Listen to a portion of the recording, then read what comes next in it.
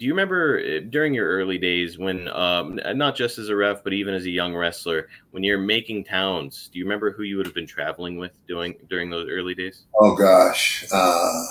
Well, I think I traveled with Sweet Tan a little bit, Oh boy.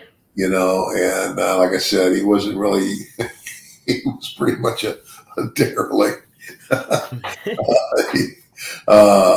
Yeah, I mean, but what I would talk to him about is wrestling, and not just him. Buck Robley was another guy, Great one.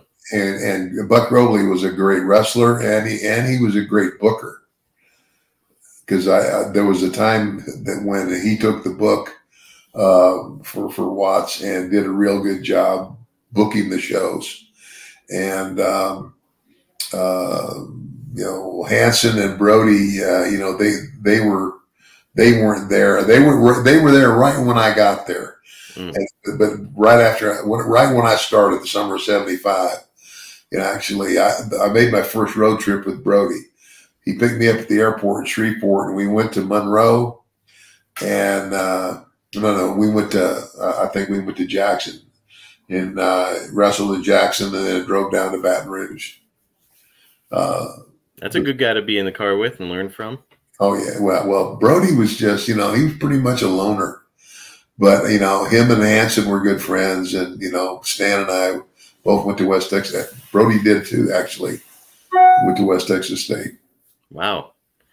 Now, what was the expectation? Because you're the young guy in these cars traveling with old veterans. So what's the expectation as far as you're concerned? Are you doing most of the driving? Are you paying for a lot of gas? Or how does that look for you? No, back then, whoever was driving would charge trans. In other words, back then it was like, I don't know, it was like 2 or 3 cents a mile. Mm. Like I don't know what it would be today, but so if you're the guy driving, then everybody, you usually got 3 other guys in the car, and they're paying you trans. So if you had a round trip 200 miles, what would that be if you were giving them 5 cents a mile or something? I don't know. It would add up, especially back in those days. It was, gas wasn't crazy expensive. So yeah, it's, argument could be made. I think, I've also heard about a lot of guys saying like, just buy my beer in town. And then they, drink the guy under the table. Yeah. Really get their money's worth. What can you tell us about the value of traveling with veteran wrestlers and having conversations during car trips?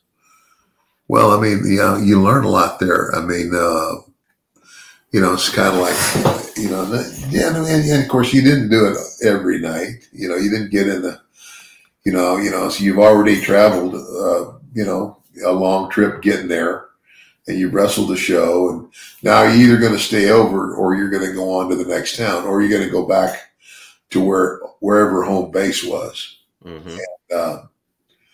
And so, and a lot of times, I mean, you talk about the show, talk about a match, or who's, and I would ask the guys that I really respected. I would ask them. I said, if you have time, I would appreciate it if you watch my match and let me know what you think.